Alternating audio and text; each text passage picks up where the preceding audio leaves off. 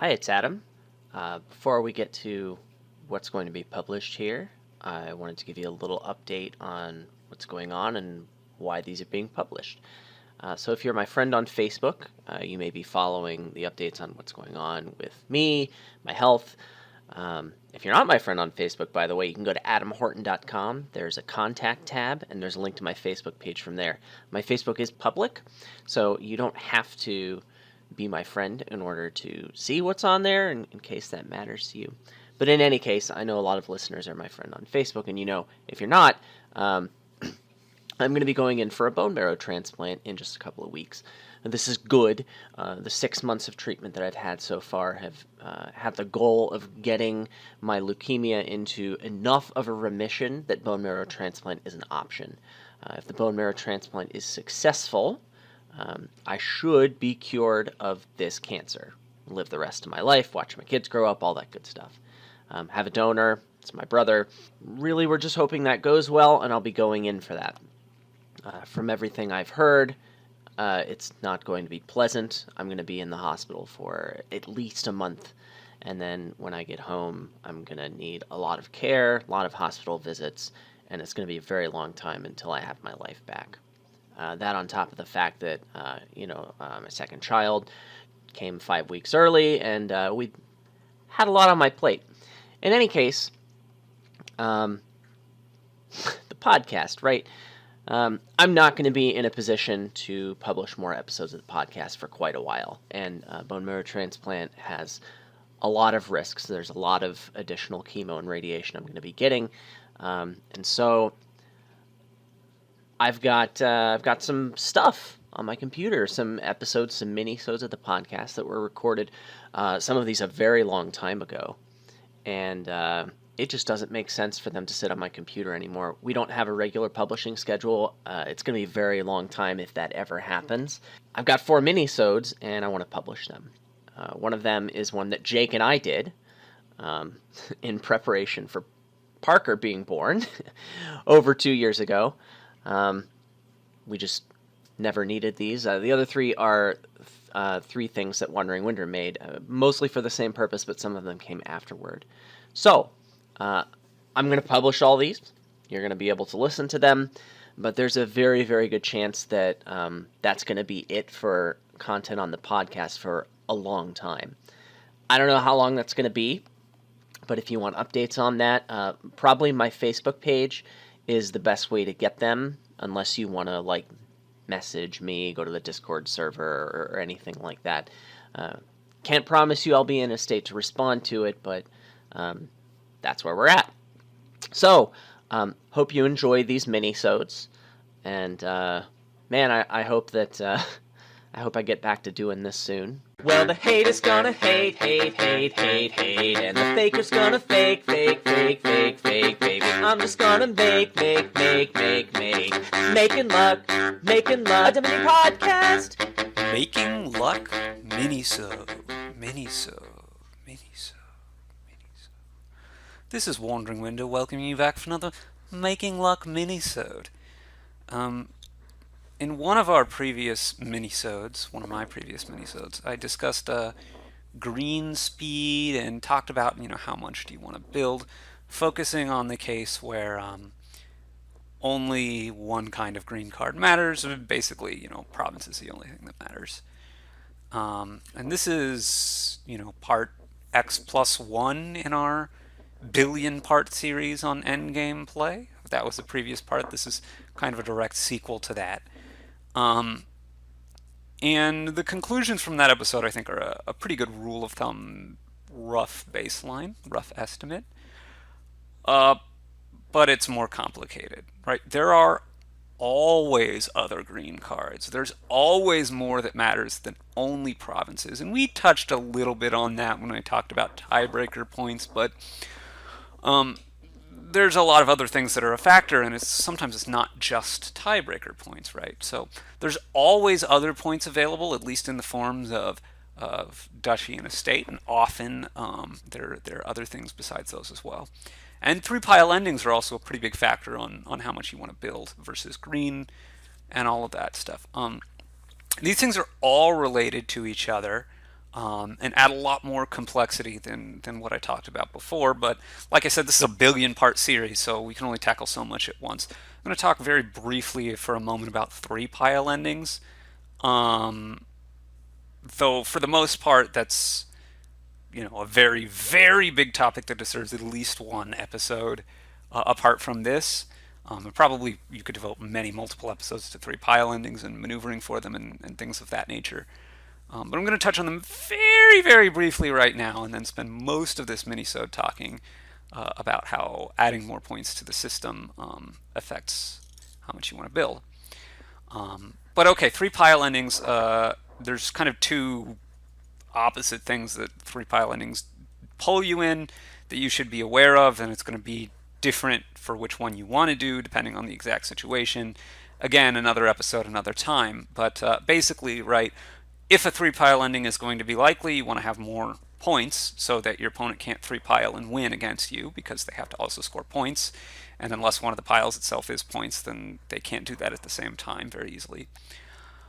But the other thing that you might want to have is pile control so that you can three pile on your opponent. You have the gains to be able to do that by emptying the three piles and having the lead. Those things often pull in opposite directions from each other, which is why things get really complicated and hard and tricky, and that's why we need at least one full episode on that apart from this one. But okay, be cognizant of those happening because that can be important. But let's talk about more more points being available than just the one stack of provinces or what have you. The more points that are available in generally,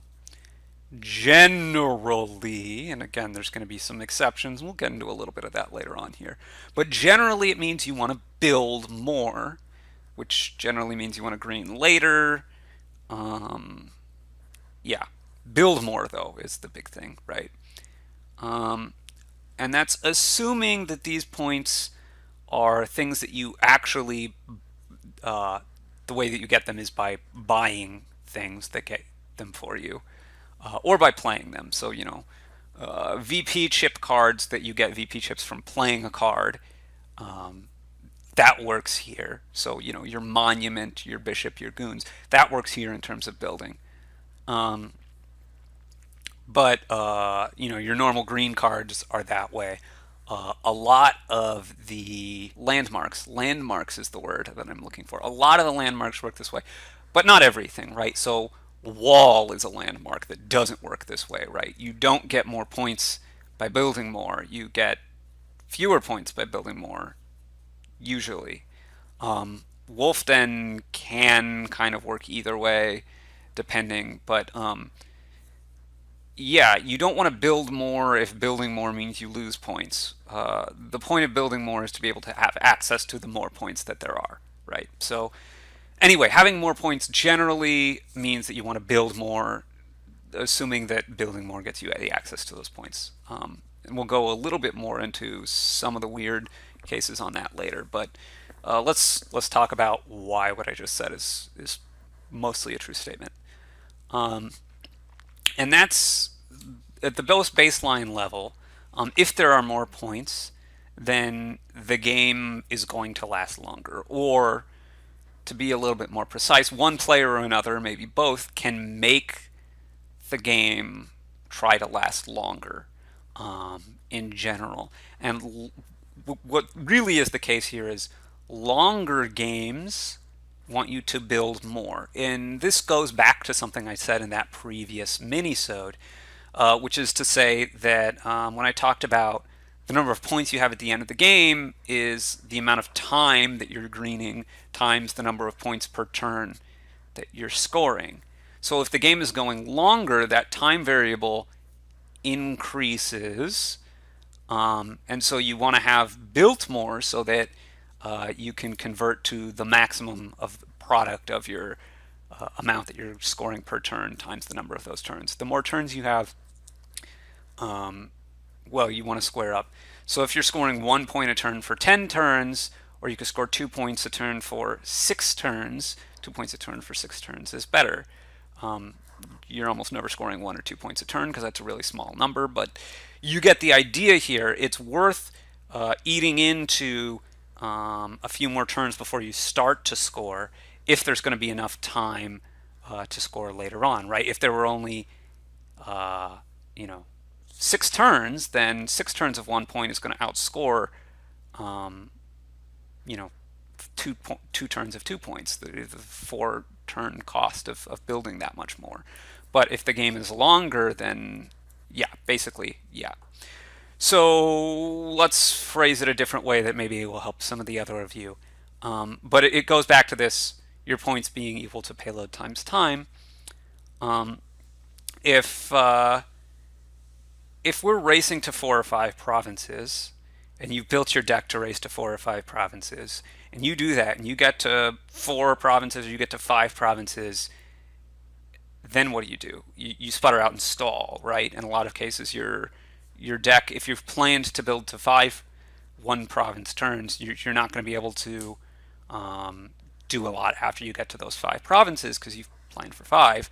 Now, this isn't to say that you immediately go to, like, I can't score any more points at all. I can't even buy an estate. Like, usually you're going to not immediately fall off a cliff. You'll be able to buy probably a duchy or something. But you're going to start to have a hard time to be able to keep provincing. And so, in the situation where provinces was the only thing that mattered, it didn't matter, right? I have 5 provinces. It doesn't really matter if I'm sputtering out because there's just not enough points left for you to catch up to me. But the more that there are other points exist, then okay, I'm sputtering out. I can't do anything, and you can be buying this other source of mystery points. It's not going to be a mystery in an actual game, of course, but since I'm speaking abstractly right now, right, it could be a lot of different things.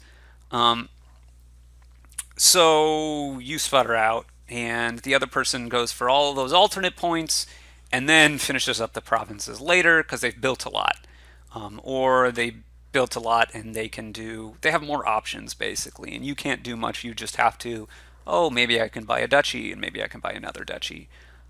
So we can see even with duchies, if you really sputter out a lot, I have my 5 provinces and then I get a duchy. My opponent gets 7 duchies and 3 provinces. Well, they outscored me on duchies by 6, and I outscored them on provinces by 2. I'm actually losing there. That is, of course, if they can take all those duchies. So you can't be, totally falling apart. Typically, it's a lot harder to get 6 duchies and 3 provinces than it is to get 5 provinces and 1 duchy or something. So that's not usually something that happens, but based on the exact building in the game, it can be. It can be. So anyway, different kinds of decks are going to falter different amounts, so this is something you have to think about. But it's not entirely about faltering either. It could just be, I'm going to score 1 province per turn, starting on turn X. And I'm going to score 1 province, and maybe I can keep that up in perpetuity. Well, if I take, after 5 turns I have 5 provinces, after 6 turns I have 6 provinces. If my opponent can wait 3 turns and then they have some other source of points, but they can start scoring a lot of points in the last few turns that they have, then they're still going to be in a good shape. And so here's where we have to talk about how efficient the point sources are, because to build, you still need to have those other points available. You need to be able to gain them. So first of all, this generally implies that you're going to need multiple buys or gains per turn. You're also going to need point sources that are efficient enough to be able to catch up against the big juggernaut of the big point card, which is usually province, sometimes colony, etc. So there's a couple of ways that point sources can be efficient. There's point efficiency on a per card basis. So a province is worth 6 points per card, a duchy is worth 3 points per card, and a state is worth 1 point per card. But there's also a different kind of point efficiency, which is point efficiency per economy. So usually that's going to be per coin generally that you spent to get it. So a province is 6 points and it costs 8, so that's 3/4 of a point per coin you spent. Duchy is 0.6 points per coin, and a state is 0.5. Something like a tunnel is 2/3 actually. So you can factor in that way. Two different kinds of efficiency factor in a couple different ways. So the point efficiency per card is generally going to be an important thing if you have to lug it around in your deck for a while. So the more turns that you have these cards in your deck, the more that you're going to feel the grind and grit of the point efficiency per card, because having the dead card, what do we call it, a stop card, a card that isn't doing anything positive for your deck that most of the green cards are. Again, your split VP and action or treasure cards are a little bit different here. And again, the same thing with the landmarks, where building can be scoring at the same time. Um, but yeah, so the per coin, though, is usually going to be, or is often going to be, somewhat more important if you need to score as much as you can, as fast as you can, with the caveat that per card is also still going to be more important, again, if the amount of gains that you have are limited, right? If I can only gain one card per turn, then it doesn't matter very much that how per coin efficient I am. I mean, it matters some still. But if I can only gain one VP card per turn, then it doesn't make as much sense to try to build more. In many cases, sometimes you still do a little bit, but in many cases, because you need to be able to hit your eventual mark. But in many cases, it doesn't make sense to build quite as much more, because in the end, you still have to going to have like an equal number of green cards as them, right? It's just the point at which they have to switch from province to whatever the next best thing is, versus you're switching the other direction. Because if you're coming from behind points wise, you need to make the game last longer, or you're going to lose, and vice versa. So the basic VP cards, as we saw, kind of scale similarly per cost, but that's not always the case for every kind of green card there is. So if we're going to talk about some alternate VP, then you can think about my favorite kinds of cards in many cases, Gardens or Silk Roads or Fita or something. They hit 3 points, and they're as cost efficient per card as a province, right? They cost 4, you gain 3 VP. That's exactly half a province, right? And if they hit 4 VP per one of them, they're actually more cost efficient than a province is. So if there's an efficient way to gain a lot of them all at once at the end, then that can be really good for you if you've built up more to be able to do that. Of course, you still need to be able to actually do that, and you need to have a plan for winning the game and all of that kind of stuff. I mean, it's an important thing to note here. The number of points that you want to think about is usually going to be not the number of points they are for you right now, but the number of points they will be at the end of the game.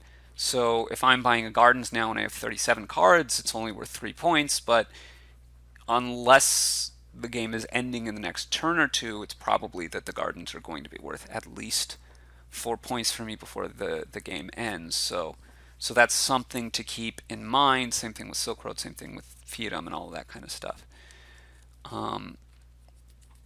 So the way that this efficiency kind of works out, even duchies can be enough to make you want to build more and lengthen the game out. But what it all depends on is, as you're building more, how efficient is the increased building that you can do versus the efficiency hit that you're taking in those cases of the worst points. So duchies are less efficient points in every way than province.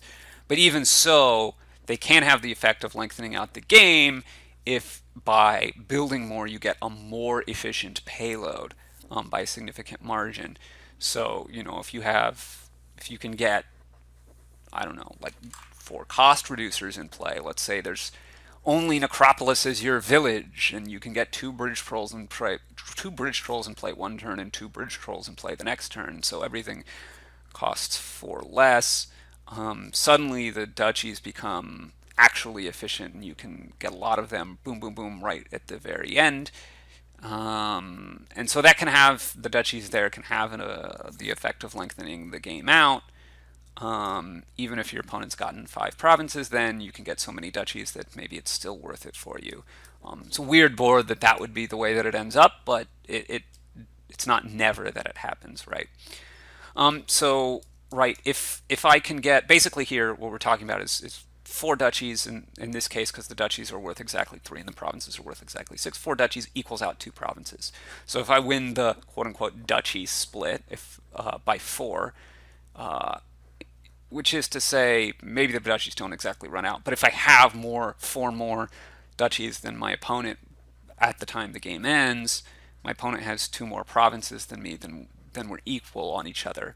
Now, 4 duchies is usually worse than 2 provinces because A, it's more, again, duchies are less efficient, so it's more expensive to buy 4 duchies than 2 provinces, right? It costs 20 instead of 12, and it costs 4 buys instead of 2, and you have 4 green cards to lug around instead of 2. So it's worse in just about every way. But if by building more you can get just bukus of buys and money, then that can still make it worthwhile to build longer. Now, of course, the big caveat on all of this is that you need to effectively be able to access all of these points, which means you need to be able to actually add these green cards to your deck, or if it's not green cards, if it's something else, you need to be able to add them to your deck. So something like the nobles and the harems, or the mills, these green cards that also help your deck quality, you can add them naturally as you build, so it's really easy to hold on to them, or relatively compared to other green cards anyway. It's not a problem to. Islands often have somewhat of a similar function, and distant lands as well.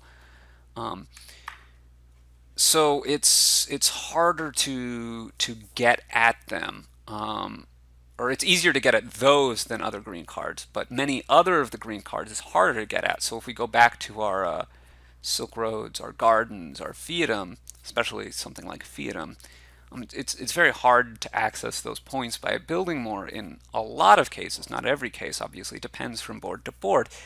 But if I'm trying to make my ground up using Fiefdom, well, in order to access the Fiefdom points, I need a lot of silvers.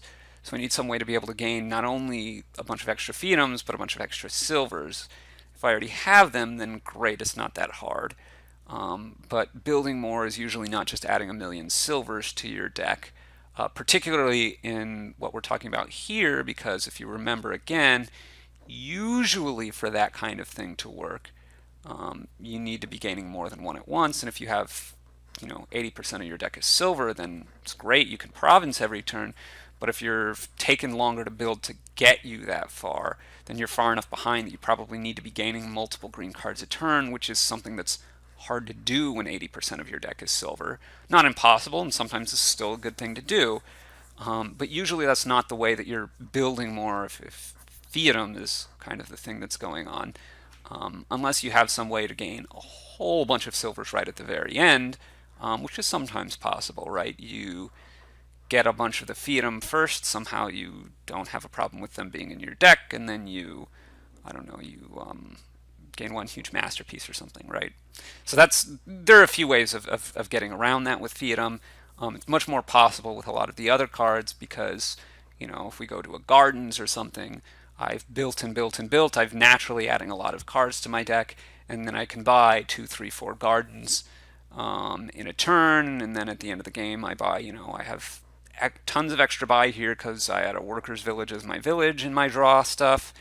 And so I have 11 buys per turn, so I can buy, an extra 8 coppers, which is going to be worth almost 1 point for all my gardens. So it's scoring a lot of points, and I don't have to carry them around because the game is ending. And that's the big thing is the advantage of building more, you green over a shorter period of time, meaning you have to lug the green around less. So that's one of the big advantages of building more. In combination with what we talked about before of just if you're building more, you want the game to be longer because you're going to win the long game more because you're going to have this better points per turn, and if that happens over a large enough period of turns, then you're going to win. Let's talk about a few of the other ones. Fairgrounds. Fairgrounds often acts as quote an extra stack of provinces, end quote. That's not my term, but It is true. In a lot of cases, it's not that hard, especially if you're building a lot, to get the fairgrounds to be worth 6. Anymore with all the split and mixed piles and such, and extra cards from Nocturne, whatever. Sometimes it's even quite possible to get them to be worth more than provinces. You have to invest to be able to build more to get all those different cards in your deck for them to be worth so much. But if you can, then it's like an extra stack of provinces, except the fairgrounds don't end the game and they're a little bit cheaper. But it means that instead of needing to get to half of the provinces, you kind of need to get to half the provinces and the fairgrounds. That's obviously not exactly right, but it's very, very rough approximation. So that's something to keep in mind. And if there's 16 instead of 8, then obviously you're going to need to build more if the fastest way to get to you're trying to get to 8 or 9 of the stack instead of trying to get to 4 or 5. Duke is a really weird one because it's really hard to hold. The Duchy Duke combination of cards, it's never more per card efficient than province. So Dukes can be more per card efficient than province, right? A Duke can be worth 8 points. Which is more than 6, obviously. But to get them to be worth that much, they're never more per card efficient than the provinces. And if you think about, right, if you get the whole stack, then you have 16 green cards and they're worth 88 points. Right, 8 times 8 is 64 plus 8 times 3 is 24. That's 88. That's 88 points over 16 cards, which is 5.5 points, so it's not quite as efficient as province on a per card basis. But they can be more per coin, per cost efficient than provinces. But they're really hard to hold on to because you have to get enough duchies first, and you have to get a lot of duchies first for them to be that efficient.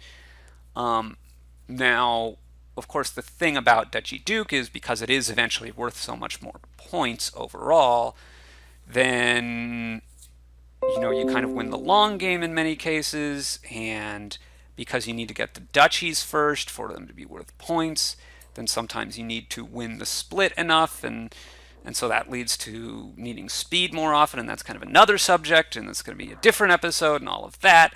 But yeah, Duchy Duke is kind of the weirdest one because it's hard to just pick up a few at the end because you need a ton of them.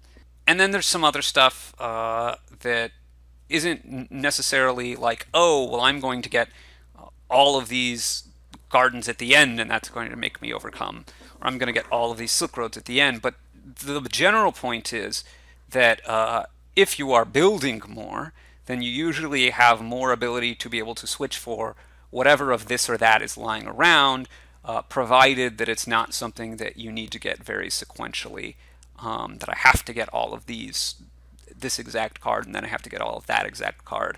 But if it's just, oh, by now I can get a few of these, like again, the gardens works this way. I'm just building per normal, and then I get a few of them, and they're worth 4 or 5 points, and it's really good for me.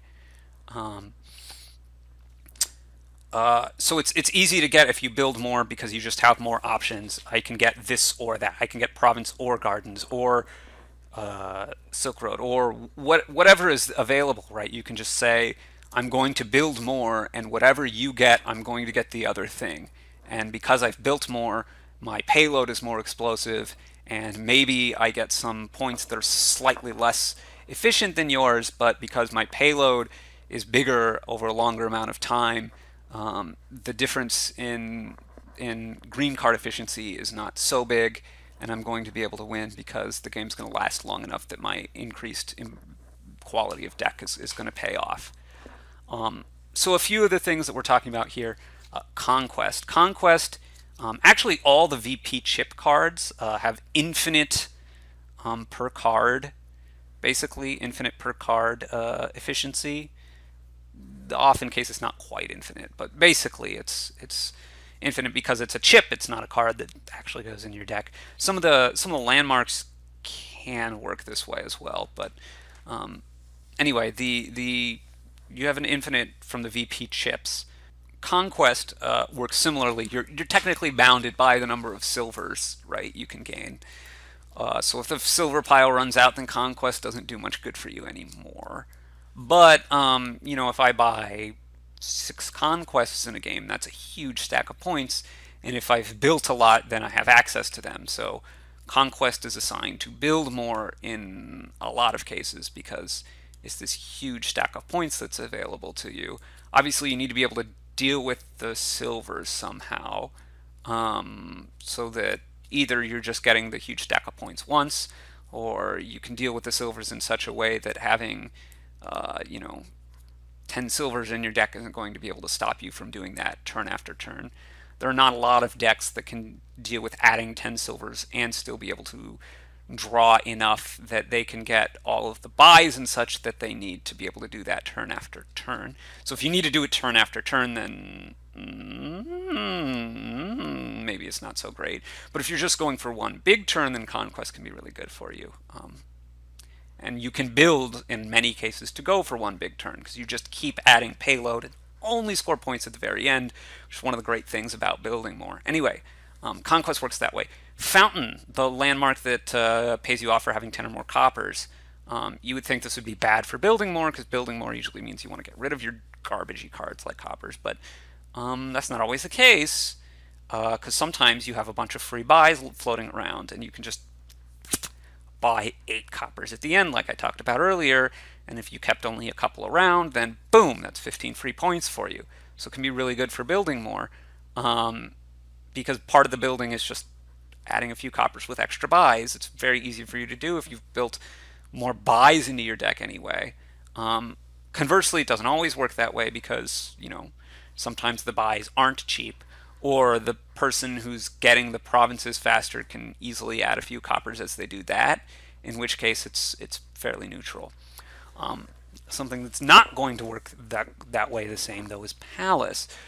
Palace, again, I don't really want a bunch of coppers and maybe not silvers and maybe not even golds in my deck, but I can do that, right? If buying copper, silver, gold, if the buys are free, that scores me 3 points. That's better for my deck usually. Well, maybe not usually, but better for my deck in many cases than getting a duchy. And so if I can do this a bunch of times and the draw is plentiful enough that I can keep adding these buys to my deck so that I can keep getting these gains, then this might be a big stack of points that makes me want to build more. Fiatdom even can work this way, right? If we talked about you get the big masterpiece at the end, you get a bunch of Fiatdom, you get to the end and you play like, 4 or 5 workshops and gain a bunch of Fiatdom, and then you have 20 money and you gain, 19 silvers from a masterpiece overpay, and then boom, you have huge Fiatdom. I don't know how this is happening, but I don't know. It can, right? Sometimes you just end up, you need the game to go a long time, so you buy a bunch of silver and then you buy a bunch of Fiatdom and you just draw your deck and you add a ton of draw to your deck and then you add a bunch of silvers and then you add a bunch of Fiatdom, and like it can happen that way. This is not generally what you think of as a good card for building more, but just because it's any source of points or almost any source of points, it can still promote building. So you need to be able to access it. Not every deck that builds more can do that, but if you can build more in such a way that you can have access to another source of points, then the board rewards you for building more. If you can't have access because there's just no way to get that many silvers in the Fiatdoms, or there's no way to get all these coppers, or whatever, whatever source it is, there's no way to get enough duchies for the dukes to be worth it. If that's not really possible or not plausible, then it doesn't reward you to build more. But in many cases, there's some way if you have enough ingenuity and you're willing to play maybe non-standardly enough that I'm just not going to touch those provinces. I'm just not going to touch that thing that helps you end the game. Then you can build more and be rewarded for it by finding some creative way of, I'm not going to help you end the game. I'm going to make sure I have access to this reservoir of points. And then I'm going to have built enough that I can actually build in a way to access them, gain them, and use that to use my improved deck to translate that to more points at the end by lengthening the game out. So The TLDR, too long didn't read, too long didn't listen, I guess in this case, since it's a podcast minisode, is the more points there are in general, if you can build towards them, then it rewards you building more.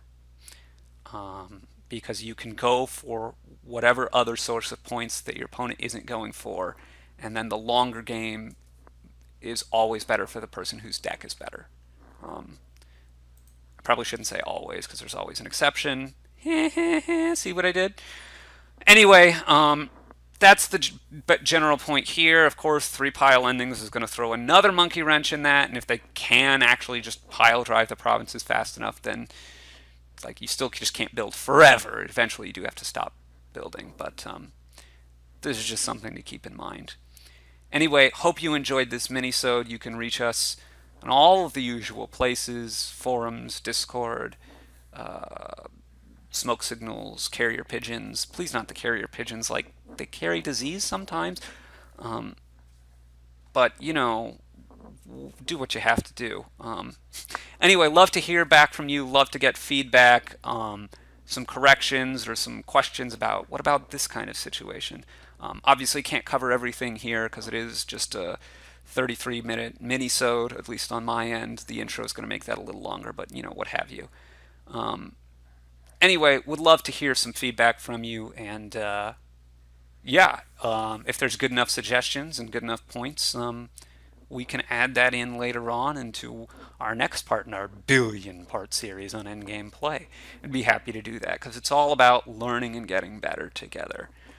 But for now, this has been Wandering Winder, signing off.